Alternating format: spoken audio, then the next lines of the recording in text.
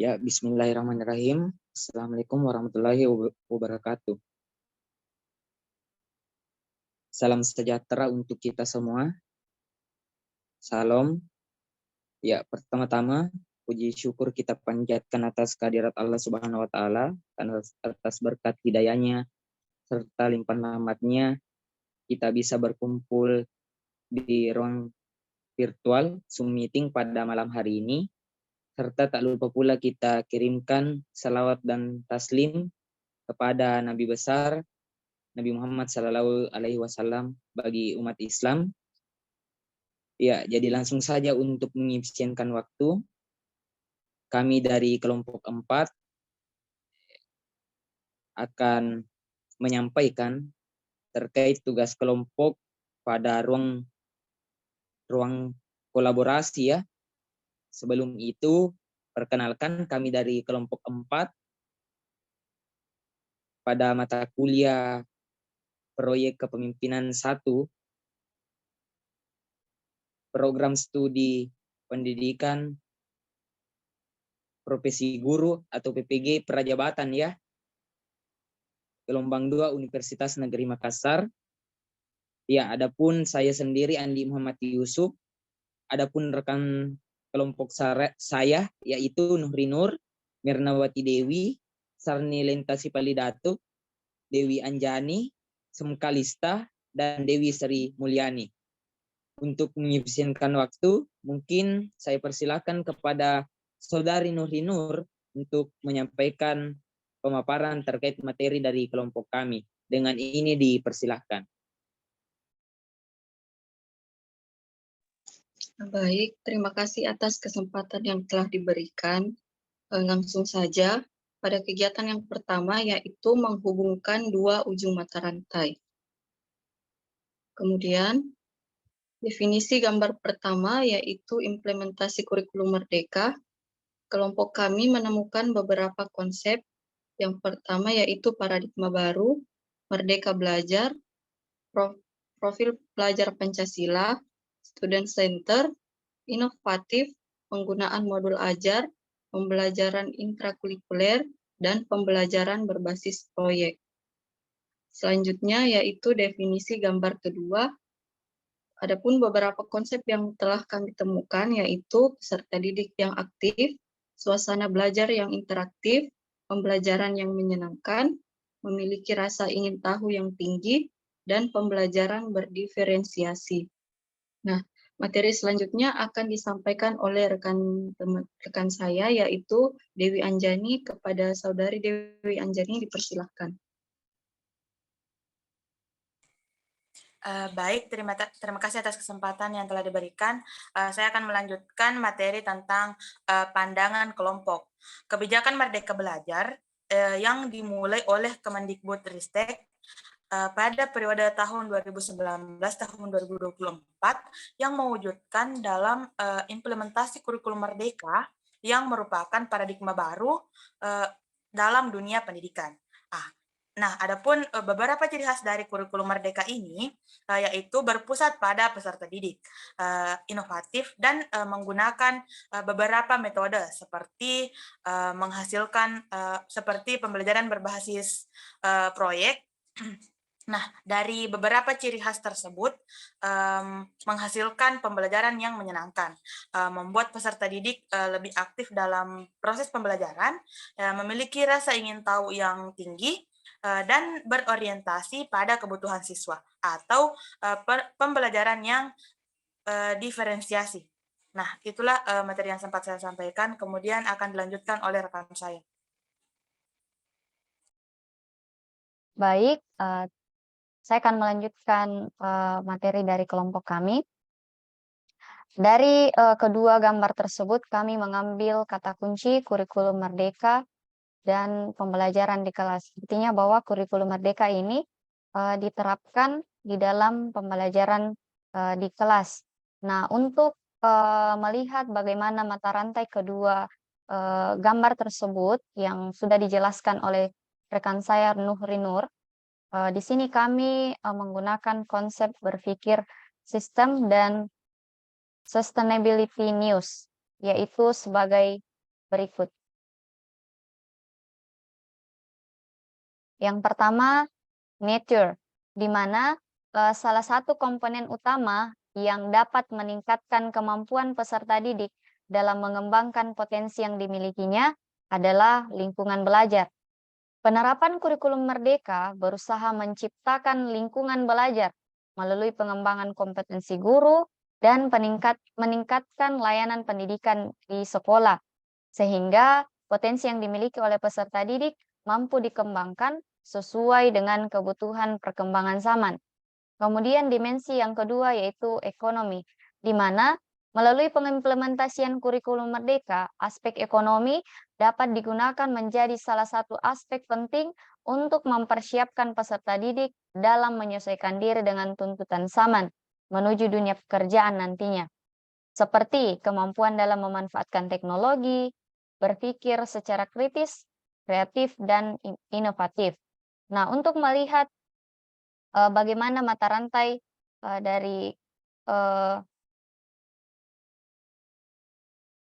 materi ini, saya akan memperlihatkan kembali mata rantainya, yaitu sebagai berikut. Nah, untuk dimensi nature, di mana yang menjadi kata kuncinya itu adalah pengembangan kompetensi guru, peningkatan layanan pendidikan, dan kebutuhan perkembangan zaman. Kemudian untuk dimensi ekonomi, terdiri atas 3 kata kunci, yaitu tuntutan zaman, memanfaatkan teknologi, dan pekerjaan. Nah, untuk dimensi selanjutnya akan dipaparkan oleh rekan saya, Sarni. Saya persilakan.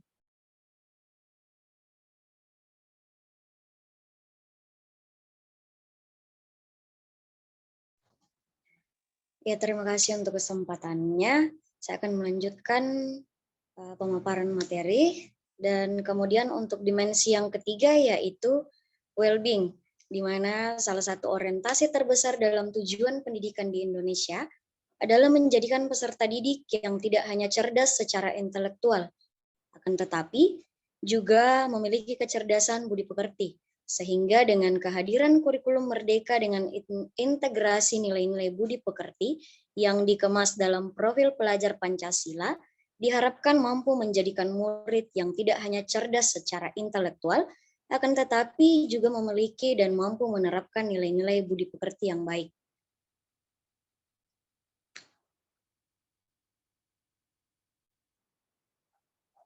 Kemudian untuk dimensi yang berikut yaitu society, di mana kondisi sosial juga sangat berpengaruh terhadap tumbuh kembang murid, sehingga implementasi kurikulum merdeka juga diharapkan mampu mewariskan nilai dan budaya masyarakat yang relevan dengan masa kini, sehingga murid mampu merasakan keberadaan dan perannya di tengah masyarakat.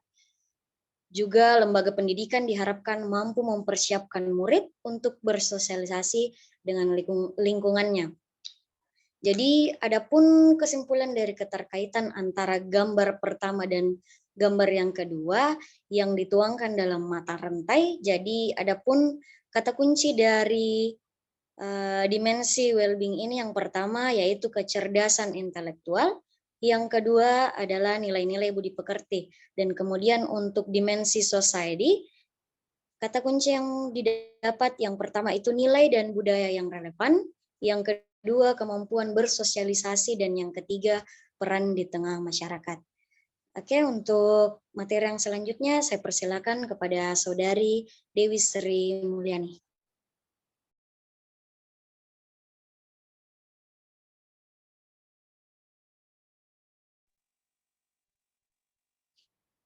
Baik, terima kasih atas kesempatannya. Selanjutnya yaitu kegiatan 2, menentukan strategi pemetaan tantangan dan kekuatan dalam sekolah atau komunitas. Nah, di sini terdapat visi kelompok kami, yaitu menjadi guru yang profesional dengan mempermantap kompetensi kepribadian, kompetensi sosial, kompetensi pedagogik, dan kompetensi profesional yang disertai dengan sikap disiplin guna membentuk siswa yang berkarakter dan menanamkan nilai-nilai Pancasila, serta menuntun siswa dalam mengembangkan potensi yang dimiliki.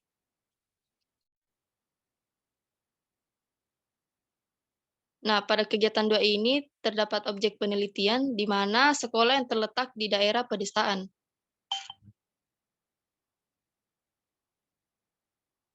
Dalam hal ini terdapat beberapa tantangan, di mana yang pertama itu problematika guru dalam penguasaan TIK. Pada tantangan ini, kebiasaan guru dalam menggunakan metode konvensional dalam mengajar yang dinilai simpel dan mudah, serta tidak tersedianya media TIK di sekolah menjadikan guru semakin tertinggal dalam penugasan TIK. Nah, pada tantangan ini terdapat 3 solusi, yaitu yang pertama adaptasi teknologi kepada guru, kemudian melaksanakan program pelatihan rutin dalam bidang TIK kepada para guru, kemudian yang terakhir melaksanakan kegiatan pelatihan tentang metode pembelajaran yang efektif dan efisien dibandingkan dengan metode konvensional yang selama ini diterapkan. Nah, untuk materi selanjutnya akan dibacakan oleh rekan saya, yaitu Saudari Mirnawati Dewi, dipersilahkan. Baik, terima kasih atas kesempatannya. Di sini saya akan melanjutkan terkait tantangan. Yang pertama yaitu rendahnya kemampuan literasi siswa pasca COVID. Nah, kemudian ada 2 solusi yang kami tawarkan. Yang pertama yaitu dengan melakukan pendampingan belajar atau dengan kata lain memberikan pembelajaran tambahan yang dapat meningkatkan minat literasi siswa. Kemudian yang selanjutnya yaitu penggunaan media berbasis teknologi.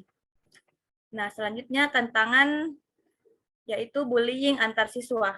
Kasus bullying di lingkungan sekolah masih sering terjadi pada dunia pendidikan di Indonesia, mulai dari jenjang sekolah dasar sampai perguruan tinggi. Berdasarkan data OECD PISA, persentase kasus perundungan siswa di Indonesia mencapai angka 41%. Angka ini jauh di atas rata-rata dengan negara OECD sebesar 23%.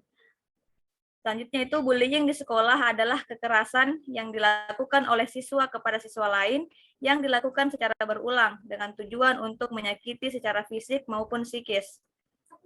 Selanjutnya, solusi yang kami tawarkan yaitu untuk mencegah terjadinya bullying, guru dapat melakukan pendekatan-pendekatan positif pada siswa. Antara lain, yang pertama, mengembangkan budaya sekolah. Yang kedua, membangun komunikasi aktif dengan orang tua. Selanjutnya, pemahaman dan kepedulian warga sekolah terhadap bullying. Selanjutnya, deklarasi anti-bullying di sekolah dan internet positif. Dan yang terakhir, melibatkan siswa untuk bermain peran mengenai situasi bullying. Nah, itulah tadi tantangan dan solusi yang kami tawarkan. Selanjutnya, saya kembalikan kepada moderator. Iya. Jadi itulah tadi pemaparan ruang kolaborasi dari kelompok 4 atau kelompok kami. Semoga apa yang kemudian disampaikan tadi bisa bermanfaat bagi kita semua, khususnya bagi kelompok penyaji ya. Semoga apa yang kemudian sama-sama kita paparkan tadi bisa kemudian bermanfaat tentunya bagi kehidupan kita masing-masing. Dan untuk teman-teman kelompok lain sempat ada kiranya yang ingin dipertanyakan atau sempat ingin mengajukan kritik atau saran serta apresiasi, mungkin bisa disampaikan di kolom komentar ya. Ya, mungkin itu saja dari kelompok kami. Terima kasih dan kami harapkan partisipasi teman-teman dari kelompok lain, dan permohonan maaf dari kami apabila kemudian terdapat salah-salah kata dalam pemaparan kami, karena segala kesalahan dan kehilapan itu datangnya dari kami pribadi, karena kesempurnaan itu hanya milik Sang Pencipta. Billahi taufiq wal hidayah. Wassalamualaikum warahmatullahi wabarakatuh. Terima kasih.